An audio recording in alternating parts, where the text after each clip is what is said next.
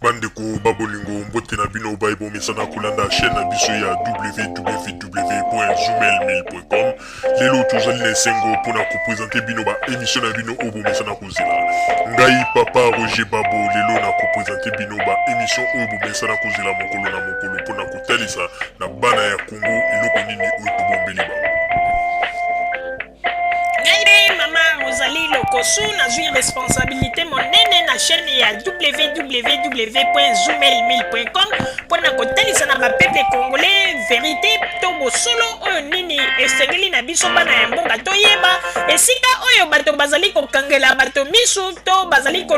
koyebisa bato bamakambo oyo ezali ndenge wana te. Ebongi malamu ete biso bato ya Zoomel 1000 totombola mongongo mpe toloba tolakisa bango bosolo mpo ete mboka na biso ekende liboso mpo ete bapeple congolais bayeba eloko nini tokoki kosala mpo ete nyonso tu ezali kaka mpona lokumu ya mboka na biso mpo ete ezali esengo mingi mpona kotambusa bosolo na kati na biso ba diaspora congolaise oyo tozali libanda ya mboka. Na ntango oyo bozala kaka bisika bozali nde bokolanda basango ya www.zoomel1000.com. Bandeko babolingo mbote na bino baebomesana kolanda radio Zoomel 1000. Bandeko babolingo lelo tozali na esengo mingi ya kopesa bino ba émission na bino oyo bomesana kozela mokolo na mokolo. Lelo tobombeli bino nini? Lelo tobombeli bino basango oyo etali bamakambo ya bapasseport oyo lelo bakongolais ebele misala na bango ebebi pe bazwi ba problème na niveau ya ba administration ezala na Allemagne pe ezala na bamboka nzinga. Bandeko bobolingo boyokaka mikolo elekaki ete tosalaka émission moko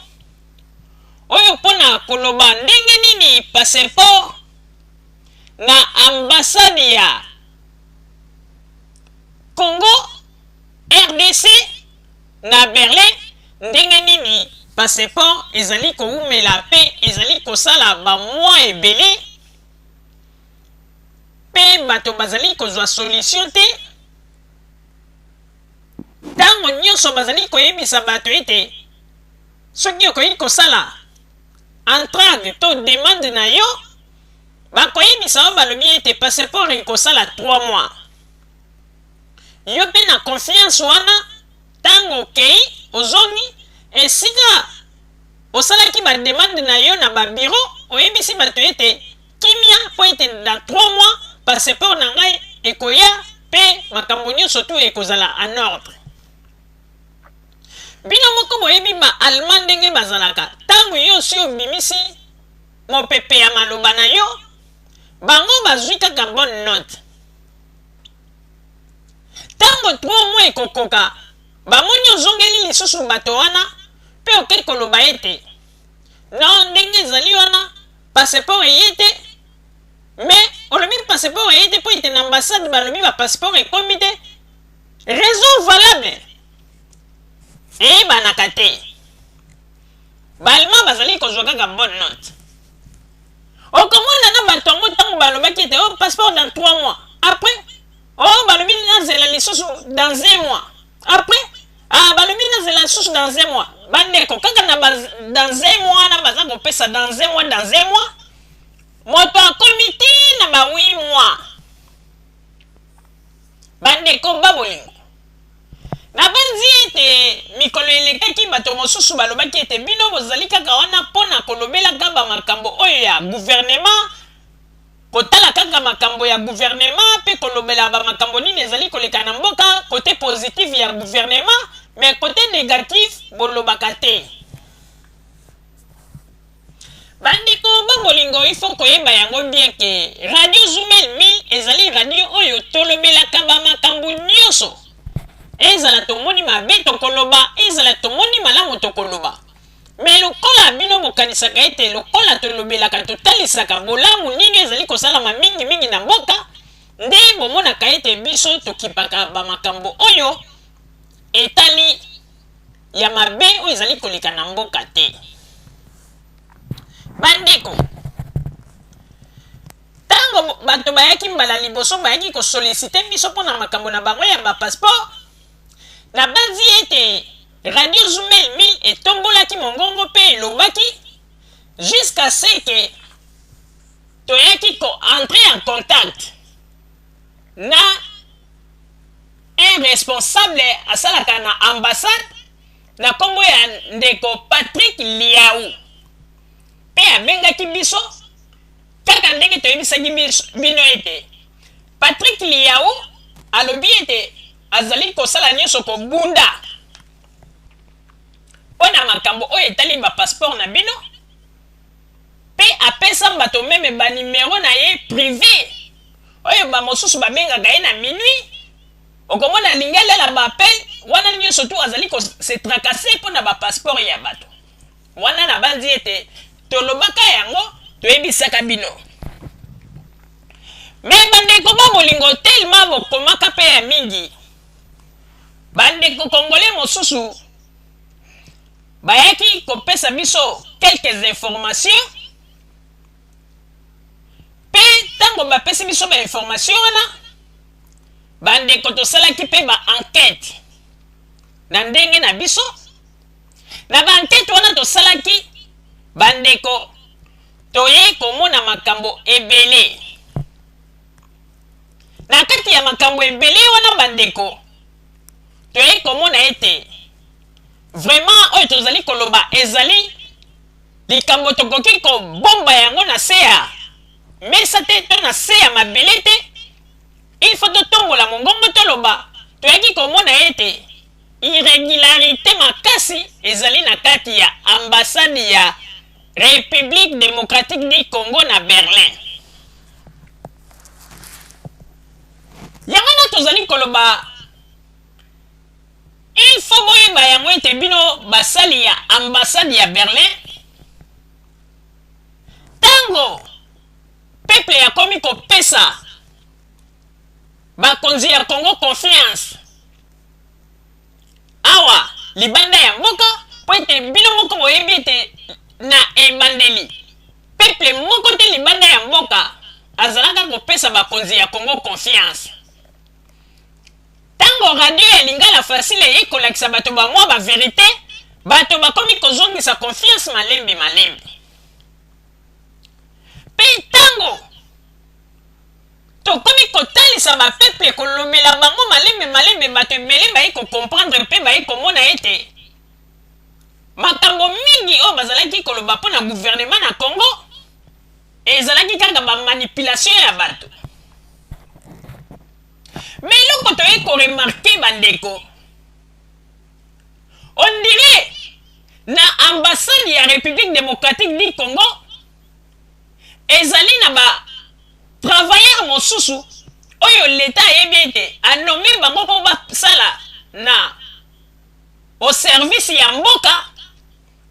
mais ekomi nde bakomi kosala bamakambo oyo tozali koyeba te eske son excellence mama Shakembo azalaka au courant nango to azali au courant na yango te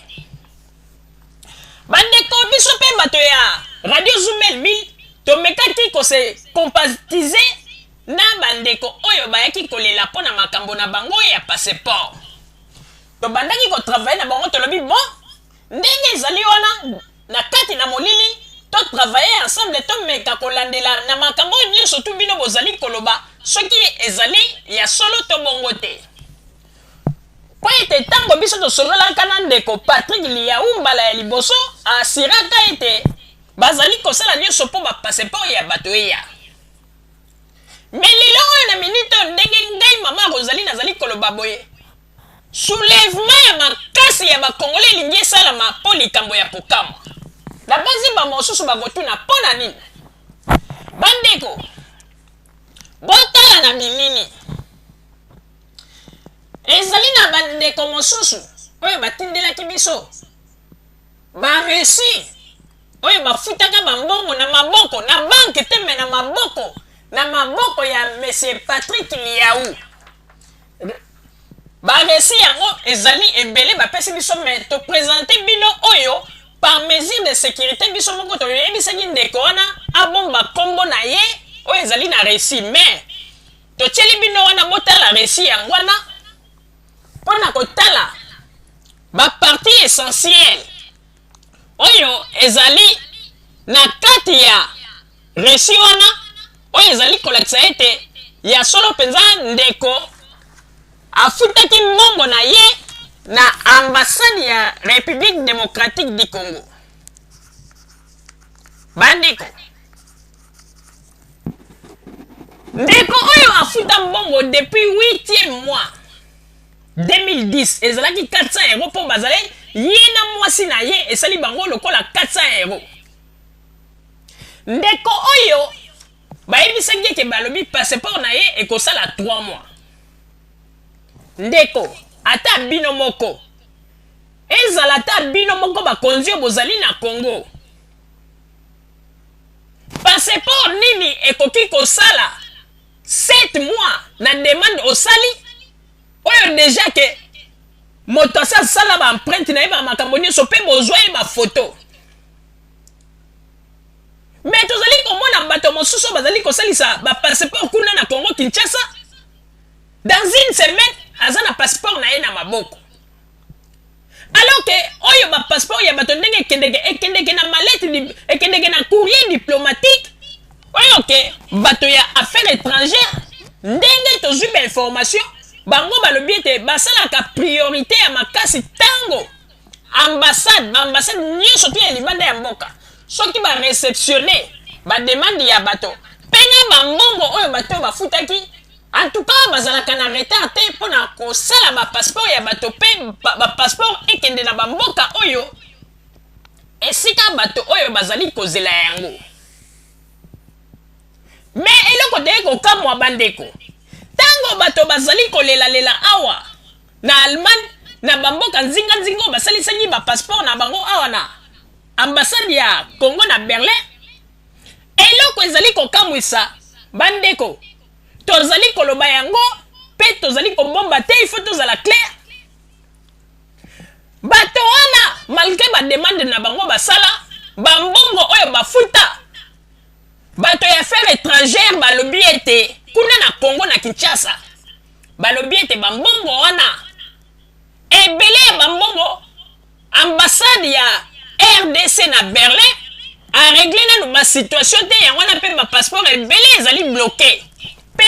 ba demande ya bato ebele bango bazali na ba demande ya bato baza nango sur place, mais moi ba rétablir ba passeport wana ete po ete mbongo ezali te.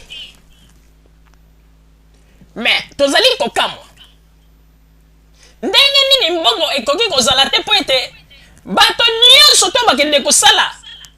ba entrade to ba demande na bango na niveau ya